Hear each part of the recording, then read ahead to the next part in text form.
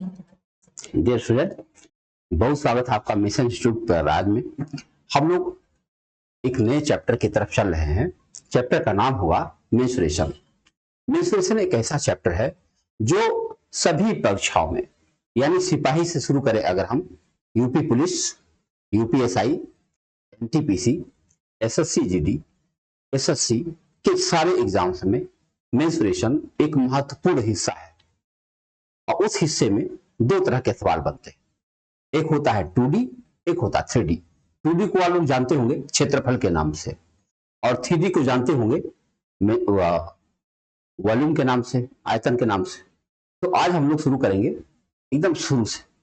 जो विद्यार्थी बिल्कुल भी ना जानता होगा वो भी आज से जानना शुरू कर देगा, और जो जानता होगा उसका रफ्तार और बहुत बढ़िया बन जाएगा। हम करेंगे, कोशिश यह है कि आपको उसका कॉन्सेप्ट समझाया जाए। कि जैसे ज्यादातर विद्यार्थी कहते क्या है कि इसमें उनको फार्मूला रटने में प्रॉब्लम आती है, ऐसा बताते हैं। फार्मूला रटा नहीं जाता। जब आप उस पर सवाल करना शुरू कर देंगे तो अपने आप सवाल होते चले जाएंगे, रटना नहीं पड़ेगा, आपको फार्मूला बनाना भी आ जाएगा, समझना आ जाएगा। आइए शुरू करते हैं मेंसुरेशन।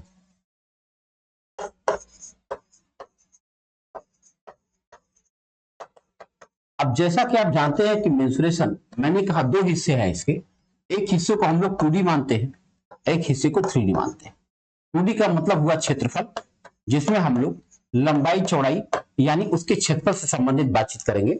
और दूसरा हिस्सा होगा आयतन, जिसमें लंबाई चौड़ाई और ऊंचाई यानी उसके अंदर कितनी जगह घेरी गई है उस पर चर्चा करेंगे। तो स्टार्ट तो हम करेंगे 2D से। इसका मतलब होता है क्योंकि बेसिक डिजाइन यही से शुरू हो रही है, तो बेसिक डिजाइन से शुरू करते हुए हम लोग एक तरफ से आएंगे। अच्छा, यह भी आप देख सकते हैं कि कम से कम कितने डिजाइन पर चर्चा होनी जरूरी है। 2D अगर हम लोग पढ़ने जा रहे हैं तो ऐसा कौन कौन सा डिजाइन है जिसको आप पढ़ने वाले हैं, एक तरफ से देख लिया जाए। देखो, हम लोग पढ़ेंगे, शुरुआत करेंगे वर्ग से। वर्ग को अंग्रेजी में स्क्वायर कहा जाता है। इसके बाद पढ़ेंगे हम लोग समचतुर्भुज। समचतुर्भुज पढ़ेंगे जिसको हम लोग कहते हैं रोम्बस।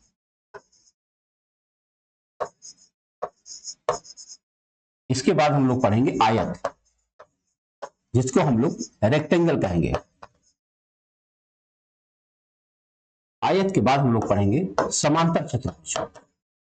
समांतर चतुर्भुज जिसको हम कहेंगे पैरेललोग्राम।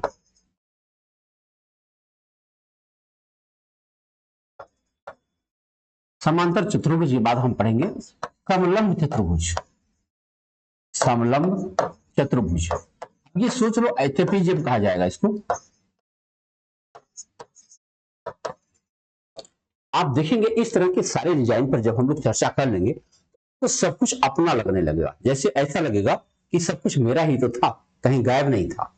समलंब चतुर्भुज के बाद हम लोग देखेंगे त्रिभुज, ट्रायंगल्स, और त्रिभुज के बाद हम देखेंगे वृत्त, सर्किल। इतने डिजाइन पर अगर हम लोग अपनी पकड़ बना ले जाए तो आप याद करो, पिछले जितने सारे एग्जाम्स आपने दिए होंगे इनसे बाहर कोई डिजाइन नहीं जाने वाली, हमें क्या, और इन्हीं के बारे में हम लोग को अध्ययन करना। दरअसल ज्योमेट्री इसका एक हेल्पिंग चैप्टर है, बल्कि ये कह लो बनी तो डिजाइन वहीं से थी, ज्योमेट्री से। तो ज्योमेट्री के अंदर कुछ बनते हैं प्रमेय, है ना, प्रमेय बनते हैं। प्रमेय चूंकि इस तरह के एग्जाम जिसकी चर्चा अभी मैंने शुरुआत में करी है, इसके अंदर यानी कि यूपीएसआई, यूपीपी, आपका एनटीपीसी है, एसएससी जीडी में तो मान लो थोड़ा बहुत आता है, बाकी सब में अर्थमेटिक सिर्फ है। अब अर्थमेटिक में कहीं ज्योमेट्री है नहीं, तो उसके साथ में इनके साथ जो जुड़ी हुई चीजें हैं उनकी चर्चा मैं करता चलूंगा, अलग से आपको थ्योरम रटने की जरूरत ना पड़ेगी। ठीक है, तो एक डिजाइन शुरू करते हैं और वहीं से अपना काम शुरू करेंगे। पहले डिजाइन शुरू करते हैं वर्ग। पहली डिजाइन आपके सामने आ रहा है वर्ग, इसको अंग्रेजी में स्क्वायर कहा जाता है। स्क्वायर, अगर आप स्क्वायर देखिए तो स्क्वायर बनता कैसे है, बहुत शानदार डिजाइन है। देखिए ये है स्क्वायर, आपको साफ साफ दिखाई पड़ रहा स्क्वायर। स्क्वायर अगर आप देख रहे हैं तो इसकी खासियत क्या है? सबसे पहली बात यह है कि इसकी सभी भुजाएं बराबर होती है। मान लीजिए अगर इस भुजा की लंबाई a हो गई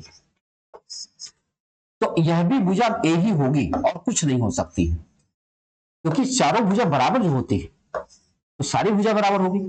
ये सारी की सारी a हो गई, सभी चारों भुजाएं इसकी बराबर हो गई। इसके अलावा आप देखोगे इसके सभी चारों कोण, ये देखो ये रहा, चार कोण बनते, ये चार के चारों कोण क्या बनेंगे? 90 डिग्री के बन जाएंगे। चारों कोण इसके 90 डिग्री होंगे।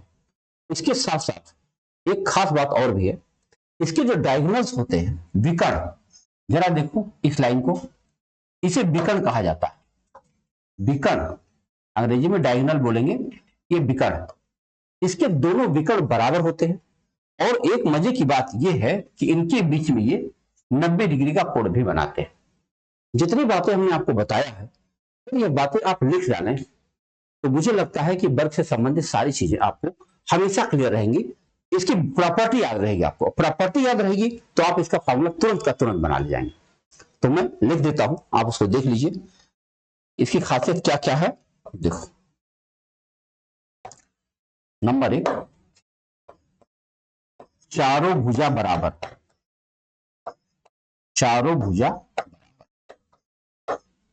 कामा सम्मुख भुजा समांतर, सम्मुख भुजा समांतर। जो अंग्रेजी वाले भाई होंगे वो ये समझे कि all four sides are equal, opposite sides are parallel, चारों कोण 90 डिग्री, चारों कोण 90 डिग्री होते हैं। इसके बाद दोनों विकर्ण, दोनों विकर्ण बराबर होते हैं तथा एक दूसरे का लंबार्धक करते हैं। अब ये क्या है? लंबार्धक माने होता है परपेंडिकुलर बाइसेक्टर। इसी बात को अंग्रेजी में देखें, all four sides are equal, opposite sides are parallel, angles are 90 degree, both diagonals are equal and perpendicular bisect each other. यहां पर 90 डिग्री कोण बनता है। अब अगर इतनी बातें आप जान गए तो इसके अंदर यह समझा जाएगा आखिर फार्मूला क्या बनता है, कैसे कैसे सवाल बनते हैं। और देखा जाए, सबसे पहली बात जो पूछी जाती है इसके अंदर, सबसे पहली बात वो ये है कि परिमाप क्या होता है इसका।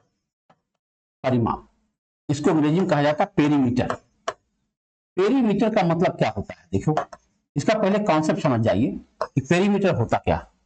जैसे मान लो ऐसा खेत है, एक बंदा यहां चलना शुरू करता है, तो यहां चलते चलते चलते चलते चलते चलते चारों तरफ घूम करके फिर उसी जगह पहुंच जाए और उससे पूछा जाए आपने कितनी दूरी तय कर दिया, इसी को परिमाप कहते हैं। यानी पेरीमीटर का जो अपना बेसिक कॉन्सेप्ट यह है, sum of all side is called perimeter. क्या? सम ऑफ ऑल साइड, इसको आप याद करें, सम ऑफ ऑल साइड, सभी भुजाओं के योग को परिमाप कहते हैं। सभी भुजाओं के योग को परिमाप कहते हैं, यानी sum of all side is called perimeter. अब अगर यह बात आपको याद रही, अब देखो इसका फॉर्मूला याद करने की क्या जरूरत पड़ेगी। जब हम जान गए एक भुजा ए है तो ए प्लस ए प्लस ए प्लस ए, बताओ क्या ये 4a हो गई कि नहीं हो गई? अब हमको ये कह दो कि हमको याद है कि नहीं याद है, क्या जरूरत याद करने की। जब हमको पता चला कि sum of all side is called perimeter, तो जब जरूरत पड़ेगी तब जोड़ लेंगे। यही मैं कहने की कोशिश कर रहा था कि जब आप यह बात जान जाएंगे, इसका कॉन्सेप्ट जान जाएंगे, तो इसके लिए अलग से आपको सूत्र याद रखने की आवश्यकता नहीं पड़ेगी, याद अपने आप रहेगा, करना नहीं पड़ेगा। तो पहली चीज तो परिमाप पूछी जाती है, सम ऑफ ऑल साइड। अब दूसरी बात पर आओ, तो इसमें क्षेत्रफल देखा जाता है, एरिया। देखो दूसरे नंबर पर क्या है, एरिया देखा जाता है, क्षेत्रफल। अब क्षेत्रफल क्या होता है भाई? एरिया। एरिया का जो बेसिक कॉन्सेप्ट ये है कि लंबाई गुणा चौड़ाई एरिया कहलाता है। यानी इसके अंदर जगह कितनी, कोई आदमी अगर खेत बनाता है तो कितनी जगह पे अपने पौधे लगा सकता है, खेती कर सकता है, क्या कर सकता है, इसके अंदर जो जगह है, कार्टेशियन प्लेन। जब आप कभी कोऑर्डिनेट ज्योमेट्री पढ़ेंगे तो उसमें आप कार्टेशियन प्लेन समझेंगे। प्लेन का मतलब एक ऐसी जगह जिसके अंदर आप रह सकते हैं। जैसे हम अगर रूम में हैं तो रूम का जो फर्श होगा वो एकदम वर्गाकार या आयताकार बनता है, तो उसी को हम क्षेत्रफल कह सकते हैं। हम उसी क्षेत्रफल पर टहल रहे हैं, क्षेत्रफल पर इस समय टहल रहे हैं। देखो तो एरिया की बात करें तो इसमें लंबाई गुणा चौड़ाई ये होता है कॉन्सेप्ट। तो लंबाई गुणा चौड़ाई हम देख रहे हैं कि लंबाई भी ए है और इसकी चौड़ाई भी ए है। तो जरा बताओ क्या हो सकता है, लंबाई गुणा चौड़ाई, यानी आपका उत्तर बन गया ए स्क्वायर। तो क्षेत्रफल का ये फार्मूला बना। क्षेत्रफल का एक और फार्मूला बनाया गया, दो फार्मूला। भाई वर्ग इतना बढ़िया डिजाइन है, शुरुआत मैंने किया तो कुछ तो खास बात होगी ही, तो इसीलिए एरिया का इसमें एक और फार्मूला बनाया गया, उसको भी देख लीजिए। क्षेत्रफल का एक और फार्मूला बनाया गया है, वो फार्मूला बनाया गया है किससे, उसके विकर्ण के माध्यम से लिखा गया। इसके माध्यम से, विकर्ण के माध्यम से लिखा गया 1/2 गुणा विकर्ण का स्क्वायर। विकर्ण का स्क्वायर, अगर विकर्ण को स्क्वायर करें और बटा 2 कर दें तो निश्चित रूप से उसका एरिया मिल जाएगा। अभी हम लोग एग्जाम्पल करके देखेंगे। और चौथी जो बात पूछी जाती है इसमें विकर्ण की है, क्या है। अभी अभी आपने देखा जब विकर्ण की यहाँ जरूरत पड़ ही रही है, तो अगर हमको विकर्ण ही नहीं पता रहेगा तो कैसे बता देंगे। तो विकर्ण को कहते हैं डायगोनल। देखो तो डायगोनल आपने देखा होगा, ये लाइन को डायगोनल कहते हैं। इस लाइन की वैल्यू कैसे निकालते हैं, इसको निकालने के लिए आप क्या करेंगे, देखो इसके लिए आप सोचेंगे कि भाई क्या इस लाइन को आप देख पा रहे हैं, इस लाइन को देख पा रहे हैं और इस लाइन को भी देख पा रहे हैं। इन सब को देखने के बाद क्या आपको एक समकोण त्रिभुज दिख रहा है क्या। और समकोण अगर त्रिभुज दिख रहा होगा तो पाइथागोरस थ्योरम याद आ रहा होगा। पाइथागोरस थ्योरम क्या होता है, तो किसी समकोण त्रिभुज में 90 डिग्री ठीक सामने वाली भुजा पता करनी, 90 डिग्री ठीक सामने भुजा को कर्ण कहा जाता है, पता करनी हो तो आधार स्क्वायर प्लस लंब स्क्वायर करके और उसका वर्गमूल निकाल लिया जाए, है ना। तो डायगोनल बराबर क्या हो जाएगा, देखो इस भुजा को स्क्वायर करोगे तो ए स्क्वायर, इस भुजा को स्क्वायर करोगे तो ए स्क्वायर, दोनों जोड़ोगे तो 2a स्क्वायर और 2a स्क्वायर का वर्गमूल लेंगे तो क्या बन जाएगा √2a। बस ये चार चीजें आपको ध्यान रखनी है। पहली बात तो इसका परिमाप क्या है, दूसरी बात इसका क्षेत्रफल क्या है, और क्षेत्रफल हम लोगों ने दो प्रकार से निकाला, और विकर्ण ज्ञात करना है तो ये रास्ता है। फिर इतनी सी बात, जितनी बातें इसमें बोर्ड पर लिखी गई हैं, अगर ये सारी बातें आपको पहले से समझ में आ रही है तो आपको वर्ग के सवाल सारे के सारे सही जा सकते हैं। बस अब इस पर कुछ एग्जाम्पल देख लीजिए, आओ देखा जाए कि मान लो ये बात हमको समझ में आ गई है तो आखिर कैसे सवाल बन सकते हैं। पहले तो एक बहुत छोटा सा सवाल लिख दें। एक प्रश्न लिखता हूं, एक वर्ग की भुजा 23 सेंटीमीटर, सब कुछ ज्ञात कीजिए। सब कुछ ज्ञात करिए। अब सब कुछ में क्या ज्ञात करें, सब कुछ में उसका आप परिमाप बता सकते हैं, क्षेत्रफल बता सकते हैं, विकर्ण बता देंगे, और विकर्ण के माध्यम से जो क्षेत्र बनता है वो भी बता देंगे। चार के चारों चीज बता दीजिए। तो चलो देखा जाए, सबसे पहले हम लोग परिमाप निकालने जा रहे हैं। तो परिमाप हम निकालने जा रहे हैं। परिमाप अगर हमको निकालना होगा तो हमको सबसे पहले क्या करना चाहिए, 4a करना चाहिए, है ना। और a की वैल्यू हमें दिया गया है 23 सेंटीमीटर।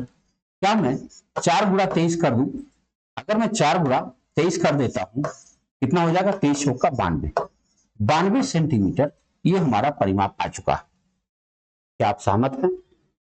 23 सेंटीमीटर अगर किसी वर्ग की भुजा है तो उसका परिमाप क्या आ जाएगा, 23 चौके 92 सेंटीमीटर। अब जब परिमाप आ चुका है अब तो क्षेत्रफल निकालना चाहिए। तो क्षेत्रफल में हमने कहा था a गुणा a करो आप, a गुणा a माने दोनों भुजाओं का गुणा कर लो आप।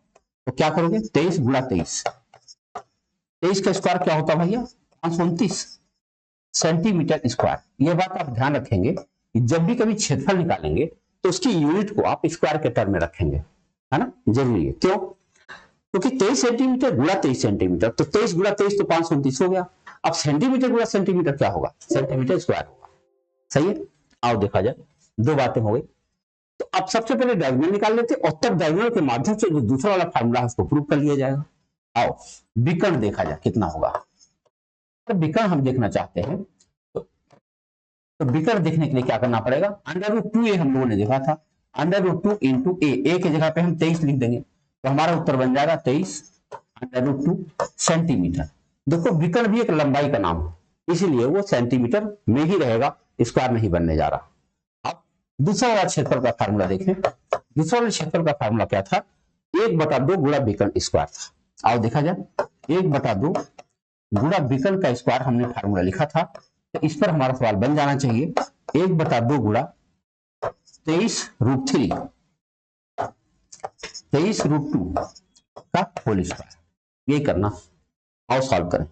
ये बनेगा 1/2 गुणा 23√2 गुणा 23√2।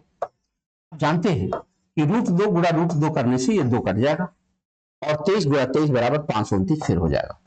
यानी आपने देखा कि आपने एक भुजा खाली हमने दिया था 23 सेंटीमीटर और इतनी सारी बातें आप वर्ग के बारे में जान गए, डायग्राम तक नहीं बनाना पड़ा।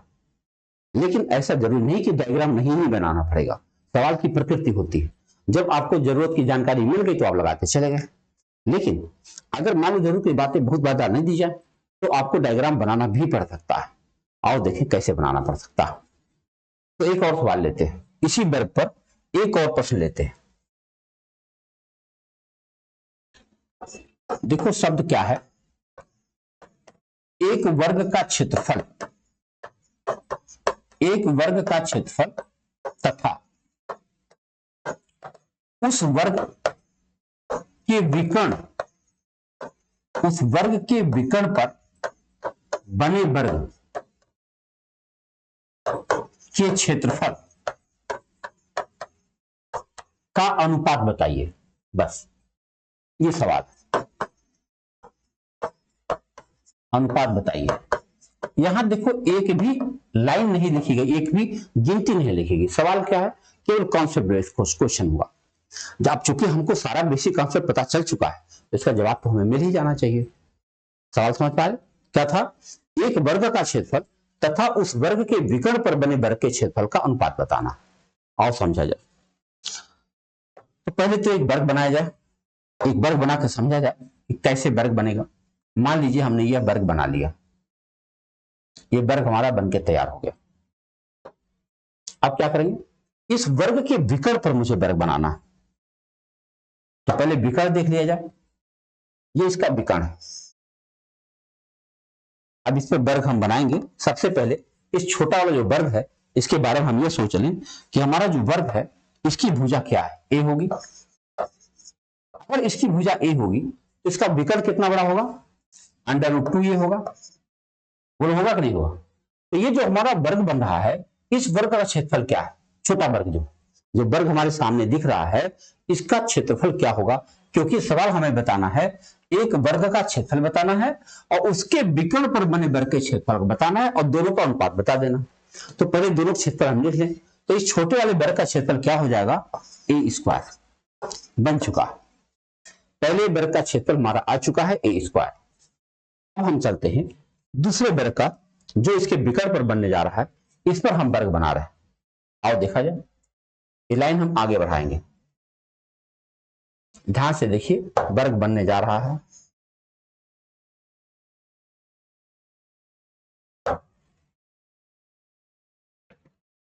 अब देखिए कैसा वर्ग बना है।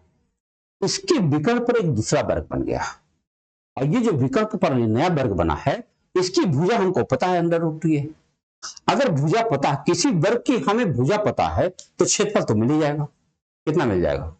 देखो वो मिल जाएगा √2a का होल स्क्वायर। बोलो होल स्क्वायर मिल जाएगा। अब देखो हमारा जो छोटा वर्ग था उसका क्षेत्रफल क्या है? ए स्क्वायर। और जो अभी ताजा मैंने वर्ग बनाया है बड़ा वाला, उसकी भुजा है √2a, तो उसका क्षेत्रफल ये बन गया। अब इन दोनों का अनुपात हमें बताना है। आओ हल करते हैं। तो ये बन गया तो ए ही स्क्वायर रहेगा और इसको जब आप स्क्वायर करोगे तो ये बन जाएगा 2a स्क्वायर। उसके बाद ये दोनों ए स्क्वायर हो जाएंगे कैंसिल आउट। यहां बचेगा 1, यहां बचेगा 2 और यह इनके बीच में एक शाश्वत संबंध बना देगा। क्या? शाश्वत संबंध बता देगा। यानी अब अगर दोबारा आपको कभी यह सवाल बनता है, पूछा जाए कहीं पर भी, तो आपको ये सब कुछ करने की जरूरत नहीं है। अगर आपको यह याद रहा 1:2, बस यही फाइनल आंसर हो जाएगा। आप देख रहे, हमें लगता है कि जो वर्ग से संबंधित बेसिक बातें थी वो आप तक जरूर पहुंच चुकी होंगी। अगर पहुंच चुकी होंगी तो एक और डिजाइन पर चर्चा करते हैं, जो कि वर्ग का ही एक भाई है। उसका नाम है समचतुर्भुज। आओ समझा जाए। ये समचतुर्भुज क्या, जो हम लोगों ने कई सारी डिजाइन बनाई थी। देखो हमने कहा था इतने सारी चीजें पढ़ाएंगे, तो इतनी सारी चीजों में हम लोगों ने वर्ग पर चर्चा कर दिया है। अब हम समचतुर्भुज पर चर्चा करने जा रहे हैं। समचतुर्भुज पर जब हमारी चर्चा हो जाएगी तो वर्ग का ये खानदान यहीं तक था, ये खत्म होगा। फिर यह रेक्टेंगल का खानदान चलेगा जो आगे तक चलेगा, फिर त्रिभुज और वृत्त दोनों चलेंगे। यही 3-4 लोगों का परिवार है, ये है। इन लोगों ने मिलकर अकेले संभाल रखा है एरिया को। आओ समझा जाए। तो हम आगे बढ़ते हैं। ये सवाल आपको निश्चित रूप से समझ में आ ही गया होगा। अब चलते हैं समचतुर्भुज की तरफ। दूसरे डिजाइन के बारे में हम चर्चा करने जा रहे हैं, नाम है उसका समचतुर्भुज। बेसिक चर्चा है, इसके बाद हम लोग सवाल देखेंगे। फिर क्या होगा, तरह तरह के सवाल देखेंगे, तरह तरह के सवाल देखेंगे, है ना, जिससे आपका ये एकदम इतना बढ़िया तैयार हो जाएगा। कम से कम 2 और अधिक से अधिक 4 सवाल तक पूछे जा सकते हैं। ध्यान समझिएगा, 2 प्रश्न कम से कम, अधिक से अधिक 4 सवाल पूरे मेंसुरेशन में से आता है। यानी एक गंभीर सवाल है, इसको जरूर लगा के प्रैक्टिस करके अपना तैयारी कर लें। रोम्बस नाम है इसका, रोम्बस। पहले डिजाइन बनाते हैं, डिजाइन बनाते हैं।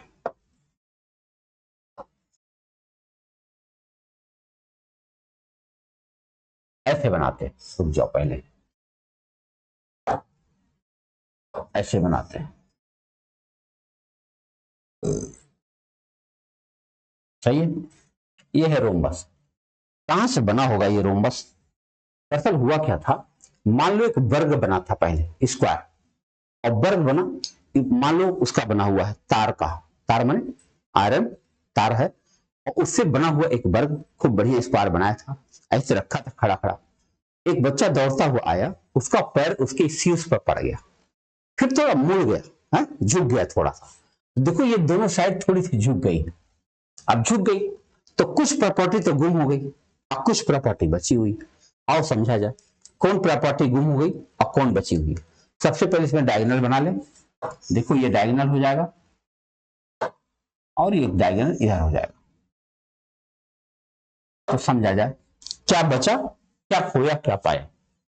क्योंकि ये वर्ग से ही बना हुआ है, क्योंकि यह वर्ग से ही बना हुआ है, तो हम क्या करेंगे, भुजा तो इसकी यही रख देते हैं, और चारों भुजा बराबर होना ही था। तो चलो इस बात को लिख लेते हैं। क्या लिख देंगे, चारों भुजा बराबर। आज भी इसकी चारों भुजा बराबर, चारों भुजा बराबर मिलेगी। चारों भुजा अगर बराबर होगी, all four side equal, opposite side parallel भी होती है, ध्यान रखिएगा, गायब नहीं हुआ। अपोजिट साइड साथ पैरेलल भी सही है। सम्मुख भुजा, अपोजिट साइड को हिंदी में सम्मुख कहा जाता, सम्मुख भुजा, सम्मुख भुजा समांतर, सम्मुख भुजा समांतर। अच्छा, अब ये जो 90 डिग्री खत्म हो गया, अब तो 90 रहा नहीं, लेकिन ये कह सकते हैं हम लोग कि जो अपोजिट एंगल्स थे ये इक्वल अभी भी है।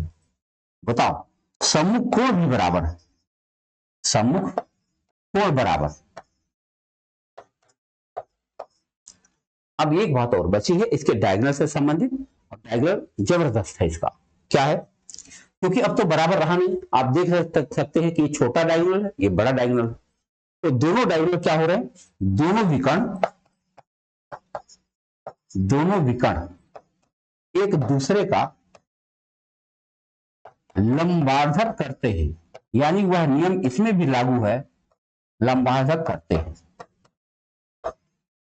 इसी बात को अंग्रेजी में देख लिया जाए कि all four sides are equal, opposite sides are parallel, opposite angles are equal, both diagonals are perpendicular bisect each other, perpendicular bisect each other. इससे हम लोगों को रोम्बस के बारे में एक जानकारी मिल गई कि बना कहां से है, वर्ग से बना।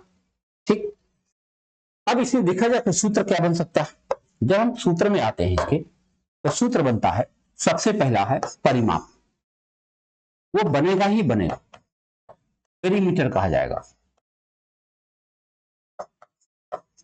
पेरीमीटर क्या होगा, सम ऑफ ऑल साइड, सभी भुजाओं का योग। क्योंकि इसकी एक भुजा ए दिख रही है, हम लोगों ने मान लिया है, तो फिर इसका भी परिमाप कितना हो जाएगा, 4a हो जाएगा। और जब इसके क्षेत्रफल पर आते हैं, तब देखो यहां पर एक समस्या आ रही है। क्या समस्या आ रही है, हम जानते हैं क्षेत्रफल का बेसिक कॉन्सेप्ट होता है लंबाई गुणा चौड़ाई, लेकिन इसमें चौड़ाई तो है ही नहीं, ये चौड़ाई नहीं कहा जा सकता। ध्यान रखिएगा, लंबाई चौड़ाई का कॉन्सेप्ट तभी लागू हो सकता है जब उनके बीच में 90 डिग्री का कोण बनता हो। अगर 90 डिग्री कोण नहीं बन रहा है तो इसका मतलब चौड़ाई नहीं हो सकती। या अब एक चीज है, अगर मान लीजिए कहीं पर कभी कभी ऐसा मिल सकता है कि यहां से एक परपेंडिकुलर दे दिया जाए, ऐसे अगर दे दिया तो फिर क्या पूछना, फिर कोई समस्या ही नहीं। अगर परपेंडिकुलर दे दिया तो एच हो जाएगा।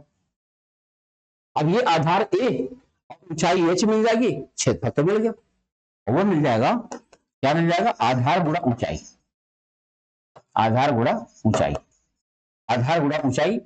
मतलब अपने संदर्भ में देखें तो हम कह सकते हैं ए गुणा एच। लेकिन दुख इस बात का है इसमें ऊंचाई दिया ही नहीं जाता है। हाँ, समांतर चतुर्भुज में दिया जाता, इसमें नहीं दिया जाता, तब क्या करें, तो क्षेत्रफल का फिर दूसरा फार्मूला ध्यान में रखना पड़ेगा। और दूसरा फार्मूला क्या है, दूसरा फार्मूला वो है जो हम लोगों ने वर्ग में देख लिया है, क्योंकि उसमें था 1/2 गुणा विकर्ण स्क्वायर। विकर्ण स्क्वायर इसलिए था क्योंकि दोनों विकर्ण उसके बराबर थे, इसके दोनों विकर्ण बराबर है नहीं, बोलो यहां 90 डिग्री बनता है, दोनों विकर्ण इसके बराबर नहीं, एक को D1 कह सकते, एक को D2 कह सकते, डायगोनल 1 डायगोनल 2। तो हम यहां कह देंगे 1/2 गुणा D1 इंटू D2, 1/2 गुणा D1 इंटू D2 करने से उसका क्षेत्रफल निकल जाएगा। बस यही दो ही बात निकालना है इसमें, और कुछ नहीं निकालना बस। अब चलो, इतनी बात अगर समझ में आ गई तो इस पर एक सवाल हो जाए, सवाल कर लेंगे तो इससे क्या हो जाएगा, ये डिजाइन फिक्स हो जाएगी दिमाग के अंदर। एक सवाल हो जाए, प्रश्न है, एक समचतुर्भुज, एक समचतुर्भुज के विकर्ण क्रमशः, विकर्ण क्रमशः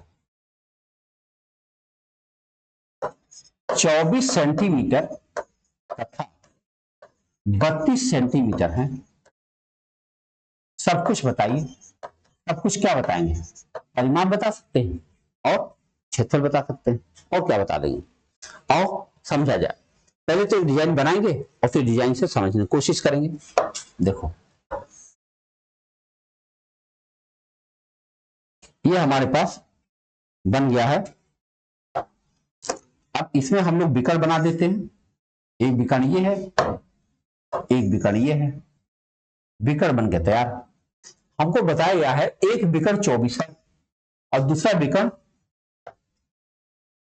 एक विकर्ण 24 है देखो, और दूसरा विकर्ण 32। अब हम जब ये जानते हैं कि इसके दोनों विकर्ण एक दूसरे का लंबार्धक करते हैं, तो लंब भी करते अर्धक भी करते, तो देखो क्या करेंगे, ये पूरा 24 था, अगर इस लाइन को हम 24 मान रहे हैं, इसका मतलब 12 यह भी है और 12 यह भी है। ऐसे ही अगर ये पूरा विकर्ण 32 है तो 16 यह भी है और 16 यह भी है। अब जरा विचार करो, हम इस वाले त्रिभुज की चर्चा कर रहे हैं, ये जो त्रिभुज आपको दिखाई पड़ रहा है, इस त्रिभुज को ध्यान से देखो। यह त्रिभुज एक समकोण त्रिभुज है जिसका आधार 12 दिख रहा है और लंब जो है 16 दिख रहा है। क्या उसके कर्ण के बारे में आप विचार कर सकते हैं? अगर हमको लंब दिया हुआ है, आधार दिया है, अकॉर्डिंग टू पाइथागोरस, बताओ 12 का स्क्वायर होगा 144, 12 का स्क्वायर होगा 144 और 16 का स्क्वायर होगा 256। अगर हम इन दोनों को जोड़ते हैं तो बनता है 400 और 400 का वर्गमूल निकाल दे तो आ जाएगा 20। यानी हमको इसकी भुजा मिल चुकी है। अगर भुजा मिल चुकी है तो बताओ क्या अब हम इसका परिमाप निकाल सकते हैं? अगर परिमाप निकाल देंगे तो लिख सकते हैं 4 गुणा 20, यानी 80 सेंटीमीटर हमारा परिमाप आ चुका है। कितना आ चुका है? 80 सेंटीमीटर का परिमाप आ चुका है।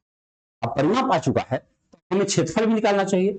और क्षेत्रफल देखा जाए, अगर हम इसका क्षेत्रफल निकालने का प्रयास करेंगे तो इसका क्षेत्रफल बनेगा 1/2 गुणा D1 इंटू D2, हम लोगों ने पढ़ा है, 1/2 और D1 कितना है 24 सेंटीमीटर और D2 कितना है 32 सेंटीमीटर। इसको हम हल करें, हमारा उत्तर बनता है 12। देखो हमारा उत्तर बनता है 12 दूनी 24, 2 बातें 36, 2 38, 384 सेंटीमीटर स्क्वायर हमारा एरिया बनकर के तैयार होता है। तो विद्यार्थियों आपने देखा कि दो डिजाइन के बारे में हमने आपको एक बेसिक जानकारी दिया बेसिक जानकारी ये होती है कि अब इस पर आधारित ढेर सारे सवाल लगाने की स्थिति में आप हैं और फार्मूला भी याद करने का कोई तनाव नहीं है। ठीक है, तो इसके बाद की जानकारी हम लोग अगले वीडियो में देखेंगे और ये आपको चाहिए कि इन बातों पर थोड़ा सा अभ्यास कर ले, एक दो बार अपने हाथ से बनाकर देख ले और अभ्यास कर ले, निश्चित रूप से ये चीजें आपकी अपनी हो जाएंगी। मिलते हैं अगले वीडियो में, बहुत बहुत धन्यवाद, थैंक यू।